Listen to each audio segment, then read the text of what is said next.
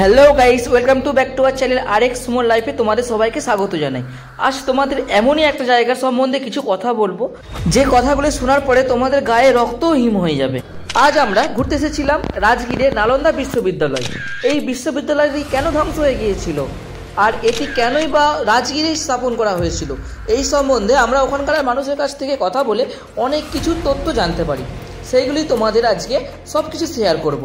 আর তোমরা যদি কথাগুলি ভালো লাগে শুনে, তাহলে আমার চ্যানেলটাকে অবশ্যই সাবস্ক্রাইব করে দিও। আর স্কিপ না করে ভিডিওটি পুরো দেখার অনুরোধ জানাচ্ছি তোমাদের মধ্যে।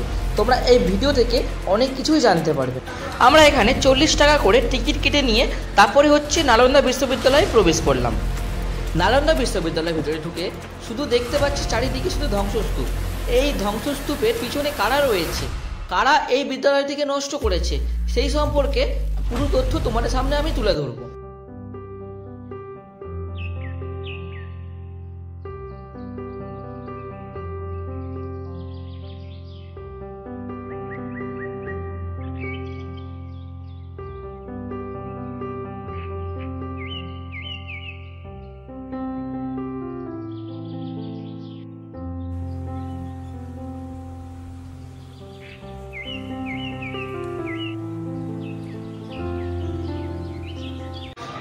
এই নালন্দা বিশ্ববিদ্যালয়টি আমাদের বিহারের রাজগীরে অবস্থিত। এই নালন্দা বিশ্ববিদ্যালয়টাকে যদি ধ্বংস করে না দেওয়া হতো, তাহলে এটি পৃথিবীর মধ্যে সর্ববৃহত্তম বিশ্ববিদ্যালয় নামে খ্যাতি অর্জন করত। প্রায় 3 মাস ধরে আগুন জ্বলেছিল নালন্দা বিশ্ববিদ্যালয়ের লাইব্রেরিতে। হ্যাঁ, ঠিকই শুনেছেন, প্রায় 3 মাস ধরে পুড়েছিল লাইব্রেরি থাকা 90 লক্ষ দুর্মূল্য বই। এক বর্বর তুর্কি সেনাপ্রধানের ধরানো আগুনের লেলিহান শিখায় পুড়ে ছাই হয়ে গিয়েছিল নালন্দা বিশ্ববিদ্যালয়টি। এই সেই নালন্দা বিশ্ববিদ্যালয় যেখানে আজ থেকে 1600 বছর আগে মহাকাশ বিজ্ঞান, চিকিৎসা বিজ্ঞান, গণিত শাস্ত্র, আয়ুর্বেদ শাস্ত্র এর মতো যুগান্তকারী বিষয় এখানে পড়ানো হতো। বিদেশের মানুষজন অক্সফোর্ড কিংবা হার্ভার্ড বিশ্ববিদ্যালয় নিয়ে যেমন গর্ব করেন, কিন্তু বর্তমান সময়ে যদি নালন্দা বিশ্ববিদ্যালয়ে যদি অস্তিত্ব থাকতো, তাহলে গোটা পৃথিবী তাকিয়ে থাকতো তাজ্জব হয়ে ভারতবর্ষের দিকে। কিন্তু তুর্কি সেনাপ্রধান মোহাম্মদ বাখতিয়ার খিলজি সাম্রাজ্য বিস্তারের লোভে ভারতবর্ষের সবথেকে বড় ক্ষতিটা উনি করে দিয়ে চলে গেছিলেন। পৃথিবীর সবথেকে প্রাচীন বিশ্ববিদ্যালয় ছিল এই নালন্দা বিশ্ববিদ্যালয়, যা আজ থেকে প্রায় 1600 বছর আগে রাজা প্রথম কুমার গুপ্তের হাত ধরে প্রতিষ্ঠা হয়েছিল। সেই সময় ভারতের এই মহান বিশ্ববিদ্যালয়ে পা রাখার জন্যেও প্রকৃত মেধার প্রয়োজন হতো। ধনকুবের রাজার সন্তান থেকে সাধারণ প্রজার সন্তান সবাইকে দিতে হতো এন্ট্রান্স পরীক্ষা। বিশ্ববিদ্যালয়ের গেটে থাকা পণ্ডিত মশাইরা মূলত এই এন্ট্রান্স পরীক্ষা নিতেন। তবে সেই পরীক্ষা এতটাই কঠিন হতো যে 10 জনের মধ্যে মাত্র 1 অথবা 2 জন পাস করতে পারত। যে পাস করতে পারত শুধুমাত্র তাকেই নালন্দার প্রবেশের অনুমতি দেওয়া হতো। তখন আর যাই হোক, টাকা অথবা ক্ষমতার জোরে কিছুই হতো না। তাই রাজ পরিবারে আসা অনেকেই নালন্দা বিশ্ববিদ্যালয়ে পড়ার সুযোগ না পেয়ে মাথা নিচু করে বাড়ি ফিরে যেত। আর যারা পাস করতো তাদের রীতিমতো কারা না কারা বাজিয়ে, মাথায় ছাতা ধরে, সিঙা ফুঁকে, ফুল ছুঁড়ে উৎসবের আমেজে নালন্দার ভিতরে অভ্যর্থনা জানাতেন বৌদ্ধ পণ্ডিতরা। আজ যেখানে বিহারের পাটনা শহর, সেখান থেকে 95 কিলোমিটার দূরে রাজগৃহ, অর্থাৎ বর্তমান রাজগীরে ছিল এই নালন্দা বিশ্ববিদ্যালয়। প্রথম দিকে বৌদ্ধ ধর্মের প্রচার ও প্রসারের জন্য এটি স্থাপন করা হলেও ধীরে ধীরে বিশ্বের সবথেকে বিখ্যাত বিশ্ববিদ্যালয়ে পরিণত হয় এই নালন্দা বিশ্ববিদ্যালয়। ইতিহাস বলছে প্রায় 800 বছরেরও বেশি সময় ধরে পৃথিবীর বুকে একের পর এক বিদ্বানে জন্ম দিয়েছে এই নালন্দা। প্রতি শিক্ষাবর্ষে চীন, Korea, Japan, Tibet, Mongolia, Sri Lanka, south east Asia এবং সেন্ট্রাল এশিয়ার মতো দেশ থেকে প্রায় 10,000 জন ছাত্র এসে পড়াশোনা করতেন এই নালন্দা বিশ্ববিদ্যালয়ে। এখানে পড়াশোনা করার জন্য একটাও টাকা দিতে হতো না, উল্টে 2000 শিক্ষক শিক্ষিকারা ছাত্রদের সুবিধা অসুবিধায় তাদের পাশে সবসময় থাকতো। কিন্তু এই মহৎ প্রতিষ্ঠানটিকে নিয়ে কেন ধ্বংসলীলায় মেতে উঠেছিলেন তুর্কি সেনাপ্রধান মোহাম্মদ বখতিয়ার খিলজি? কেনই বা এতটা নির্মমভাবে ধ্বংস হতে হয়েছিল নালন্দাকে? ধ্বংস হওয়ার আগে অবধি ঠিক কেমন ছিল বিশ্বের সব থেকে বড় এই নালন্দা বিশ্ববিদ্যালয়? সবাই জানি নালন্দা বিশ্ববিদ্যালয়। এই নালন্দার কথাটি অর্থ কি আমরা সবাই জানি? এই নালন্দার কথা অর্থ হচ্ছে অনন্ত জ্ঞানের প্রবাহ। এই নালন্দা বিশ্ববিদ্যালয়ে আজ থেকে 1600 বছর আগেও নালন্দায় হিন্দু দর্শন, বেদ, ধর্মাত্ম, যুক্তিবিদ্যা, গণিত, চিকিৎসা বিজ্ঞান, ব্যাকরণ, সাহিত্য, মহাকাশ বিজ্ঞান, শব্দবিদ্যা এবং ভাষাতত্ত্ব পড়ানো হতো। ইতিহাস বলছে এই নালন্দা বিশ্ববিদ্যালয় স্থাপিত হওয়ার আগে সেখানে একটি গ্রাম অঞ্চল ছিল। কিন্তু এত জায়গা থাকতে কেন রাজগৃহেই নালন্দা বিশ্ববিদ্যালয় স্থাপন করা হয়েছিল এটা কি আপনারা জানেন? কারণ বৌদ্ধ ধর্মের প্রবর্তক গৌতম বুদ্ধ একসময় এই নালন্দার কাছে অবস্থিত পারবিক আমবাগানের বসেই শিষ্যদের উপদেশ প্রদান করতেন। গৌতম বুদ্ধের অন্যতম প্রিয় শিষ্য শরীপুত্রের জন্মভূমিও এই রাজগৃহ অঞ্চলেই। অন্যদিকে জৈন তীর্থঙ্কর মহাবীরও এই অঞ্চলে নিজে 14টি চতুর্মাস কাটিয়ে গিয়েছিলেন। তাই স্বাভাবিকভাবে তৎকালীন ভারতবর্ষে এই অঞ্চলটি ছিল প্রকৃত পবিত্রাঞ্চল। এইবার আপনার মনে প্রশ্ন আসতেই পারে, 10,000 ছাত্র এবং 2,000 জন শিক্ষকের খাওয়া পড়ানোর জন্য যে বিপুল তথ্য লাগতো সেটা কোথা থেকে আসতো? শুনলে অবাক হবেন, প্রায় 200খানা গ্রাম থেকে নিয়মিত লেবু, আখরোট, পেস্তা বাদাম, কর্পূর, মাখন, দুধ, ঘি এবং সুগন্ধি মহাশিল চাল আসতো নালন্দার আবাসিকদের জন্য। এছাড়া রাজা মহারাজাদের আর্থিক সাহায্য তো ছিলই। আর একটা বিষয় শুনলে আপনারা চমকে উঠবেন, আধুনিক শিক্ষা ব্যবস্থাকে রীতিমতো চ্যালেঞ্জ জানায় 1600 বছর পুরানো নালন্দা বিশ্ববিদ্যালয়। কিন্তু কিভাবে জানেন? নালন্দা বিশ্ববিদ্যালয়ের ছাত্রকে কোনোদিন লিখিত পরীক্ষায় বসতে হয়নি।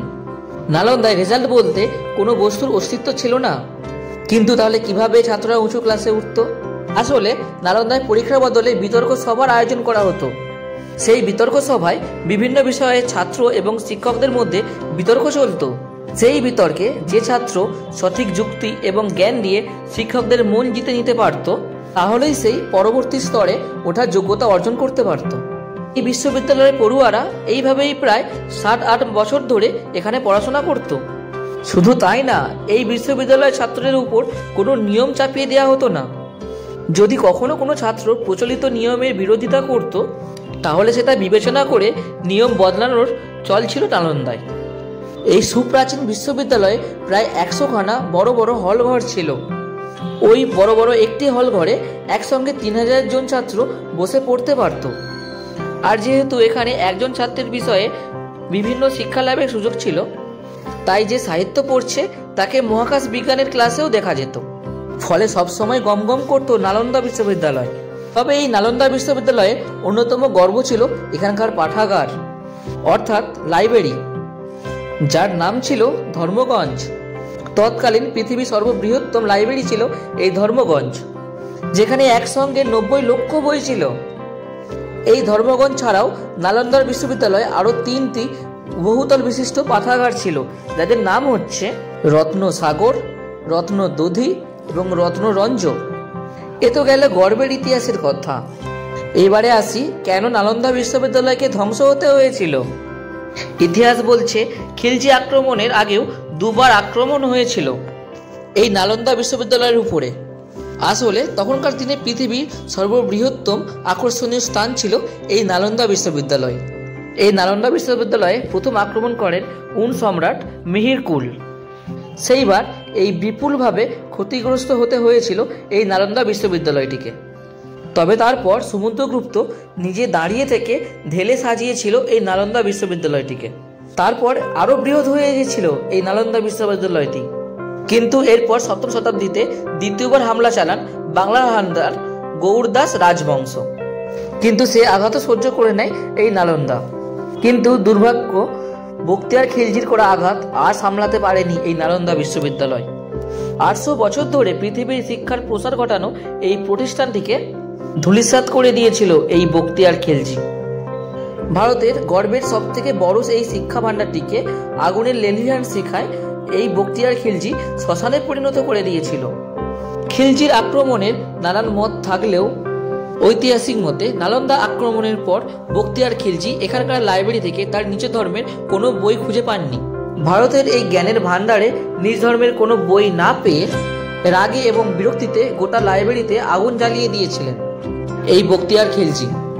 এই নালন্দা বিশ্ববিদ্যালয় সম্পর্কে অনেক কিছু তোমাদের এবার বললাম, এবার সম্পূর্ণটা ঘুরে দেখাবো, চলুন দেখতে থাকুন।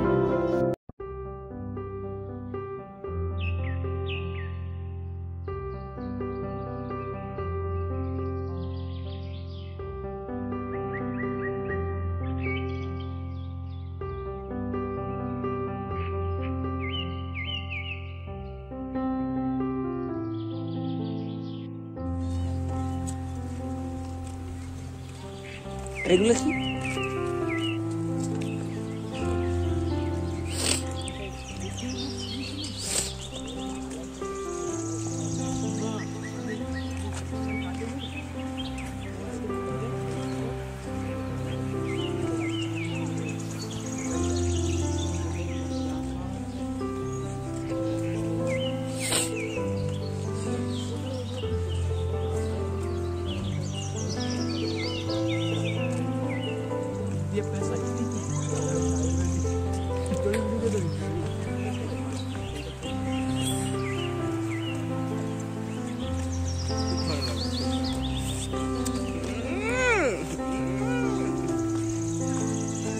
ব্ল্যাঙ্কেট নেই, কি করে ঘুমাবে?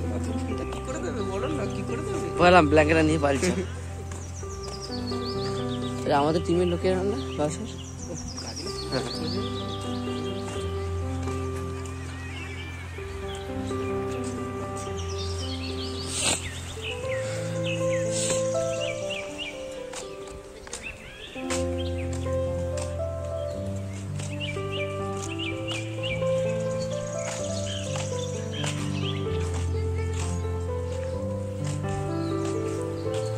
চলুন ওঠা যাক, দেখি উপরে কি আছে।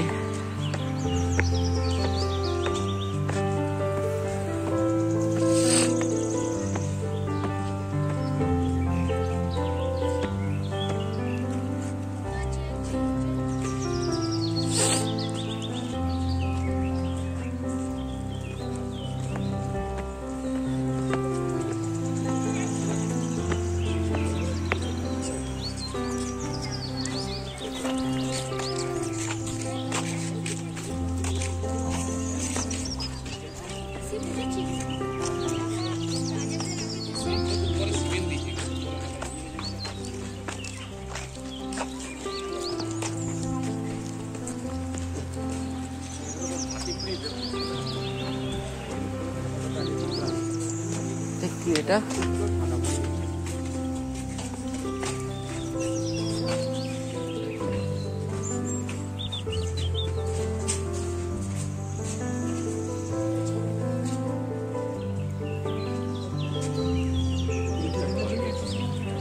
দেখি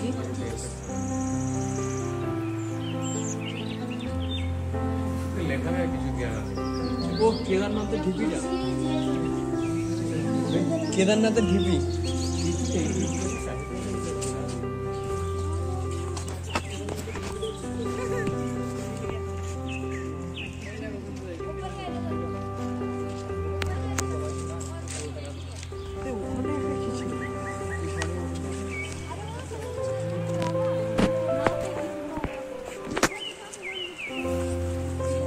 चलो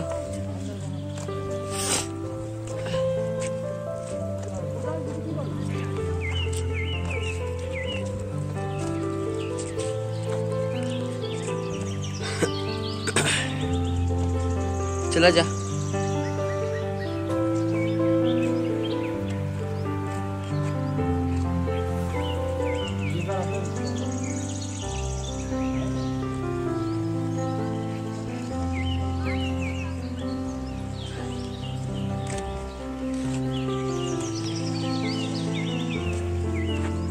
ওখানে ঝাঁপ কাট।